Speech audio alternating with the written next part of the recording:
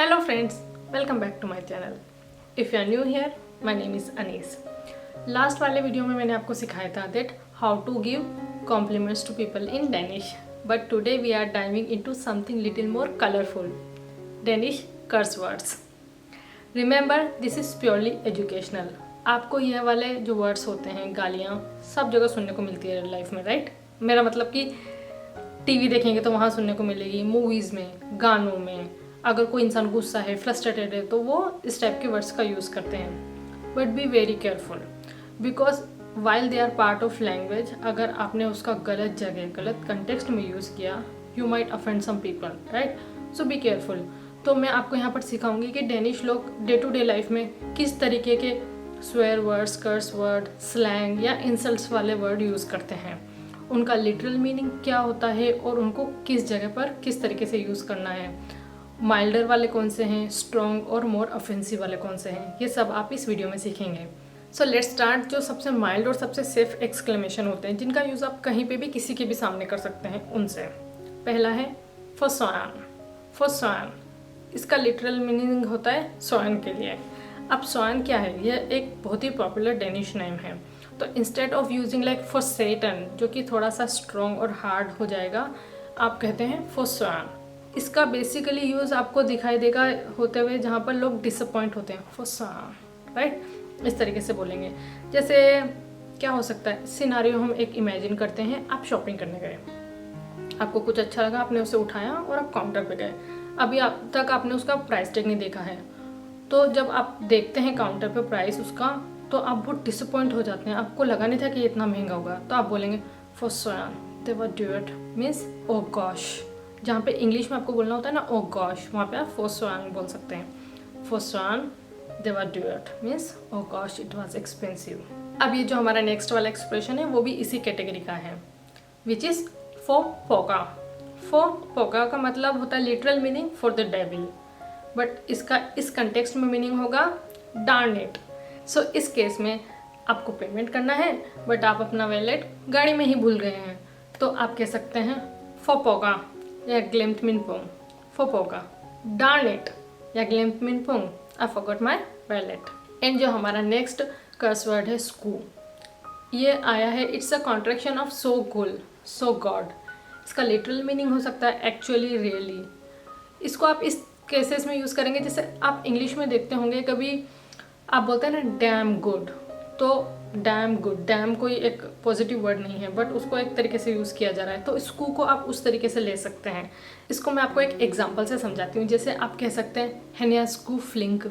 हेनिया स्कू फ्लिंक means he is actually nice. तो ये तो थे कुछ माइल्ड एंड सॉफ्ट वर्ड्स जो कि आप किसी के भी सामने यूज़ कर सकते हैं. बट अब हम बात करते हैं थोड़े से रूड वर्ड्स की, मॉडरेट स्वेयर वर्ड्स, जिनको कि आप वर्क इन्वायरमेंट में यूज़ ना करें, बच्चों के सामने यूज़ ना करें, राइट? पहला पिस. पिस का मतलब लिटरल मीनिंग तो होता है उसका पी, बट इस कंटेक्स्ट में उसका मतलब होता है लाइक क्रैप, डैम. तो जहाँ पर भी आपको ये वाला एक्सप्रेशन यूज़ करना हो, डैम इट, तो आप कह सकते हैं पिस ऑस, या फिर पिस इरिटेशन मीन्स डैम इरिटेटिंग, राइट? अब just like P, next word is लोट. लोट मीन्स शिट.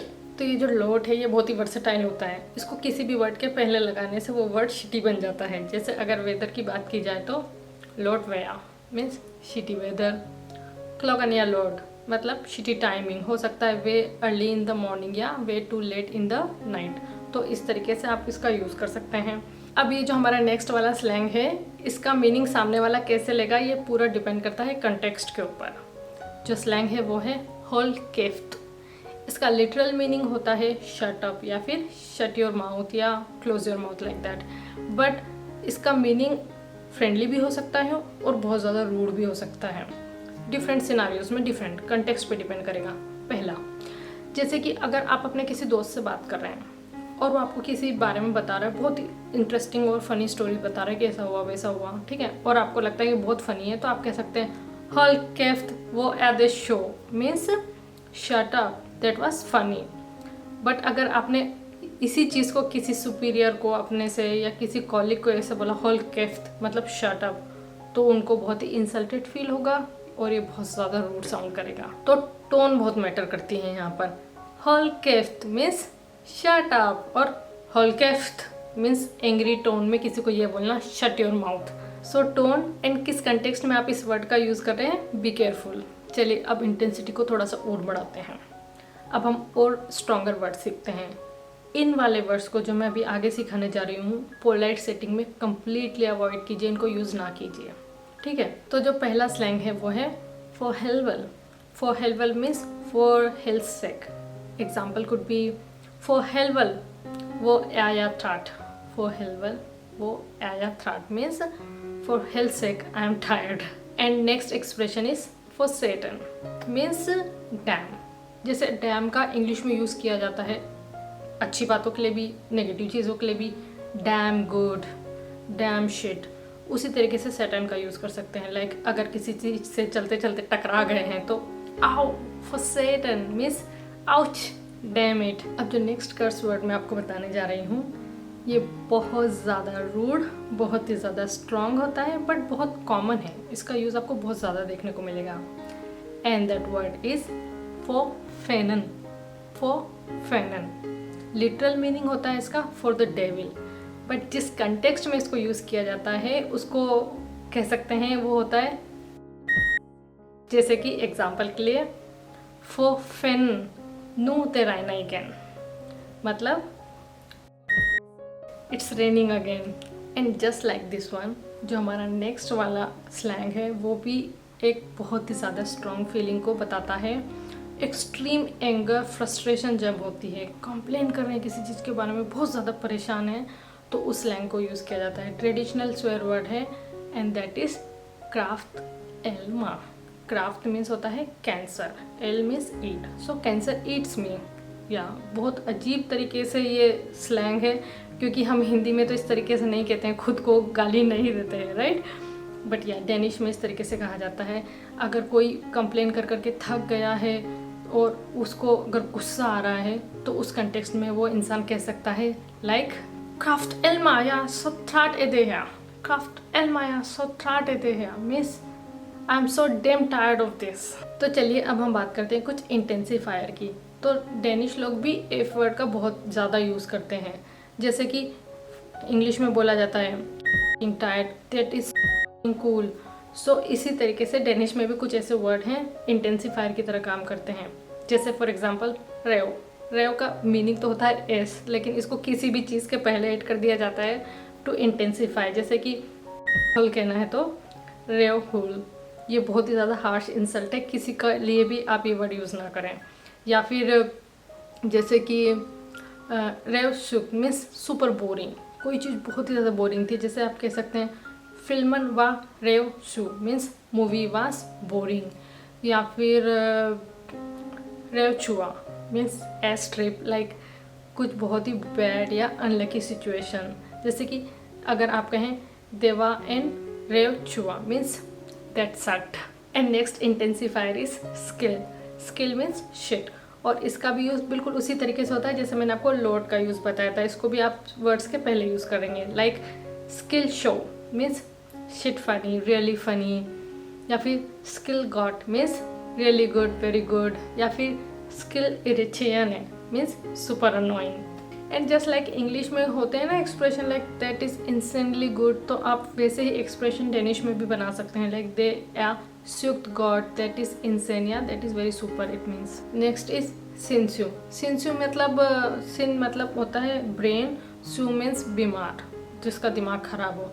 बट इसको डिफरेंट कंटेक्स्ट में यूज़ किया जा सकता है। लेकिन जैसे कि पॉजिटिव कंटेक्स्ट में आप कह सकते हैं सिंस यू गॉट मतलब crazy good, since you show incessantly funny. And जो हमारा लास्ट इंटेंसिफायर वर्ड है वो है कैंप। कैंप का मतलब होता है टोटल या फिर ऑब्सोल्यूट। इसको किसी भी वर्ड के पहले लगा देंगे तो वो इंसल्ट और भयंकर हो जाएगी। जैसे कि कैंप इडियोट मतलब एब्सोल्यूट टोटल इडियट। या फिर कैंप नीलान मीन्स रियली लैम। अभी तक हमने सीखे डिफरेंट कर्स वर्ड, स्लैंग वर्ड, इंटेंसिफायर। उसी तरीके से इंसल्ट्स के लिए काफ़ी सारे वर्ड्स होते हैं।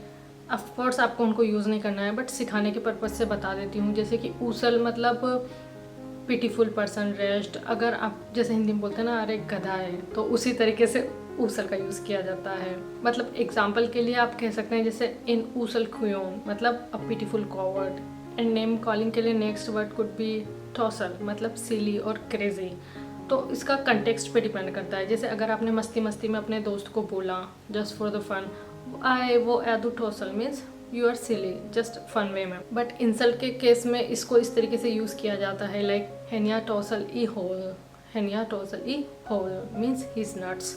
And I think I should stop now because word तो बहुत सारे हैं, बट एक वीडियो में सारे वर्ड्स को कवर नहीं किया जा सकता है। तो आज आप सीख चुके हैं जो बहुत ज़्यादा कॉमन वाले वर्ड्स हैं, उनका मीनिंग क्या होता है, उनको कब यूज़ नहीं करना होता है। क्योंकि डेनिश लैंग्वेज जो है ऑफकोर्स डेनिश कल्चर का पार्ट है, तो आपको पता होना चाहिए कि लोकल लोग किस तरीके से अपने स्ट्रॉन्ग इमोशंस को एक्सप्रेस करते हैं। मेरी एडवाइस ये है कि आप इन वर्ड्स को यूज़ ना करें, अवॉइड करें, बट आपको पता तो होना चाहिए ना। तभी तो अगर आप कोई टीवी प्रोग्राम देख रहे हैं, दो लोगों को झगड़ा करते हुए सुन रहे हैं, तो आपको समझ में कैसे आएगा, राइट, कि वो लोग किस बारे में बात कर रहे हैं। तो ये सारी चीज़ें जानना अच्छा है, बट यूज़ ना करें। आप मुझे कमेंट करके बता सकते हैं कि नेक्स्ट वाला वीडियो मुझे किस टॉपिक पर बनाना चाहिए। एंड आई से thank you so much for watching this video until the very and. I hope कि आपको वीडियो यूज़फुल लगा होगा। अगर अच्छा लगा तो आप इसे लाइक कर सकते हैं, और अगर आप और डेनिश लैंग्वेज कंटेंट देखना चाहते हैं तो मेरे चैनल को सब्सक्राइब कर सकते हैं। I will see you in my next video. तब तक के लिए हाथ गॉड पुगेन स्यून, हाय हाय।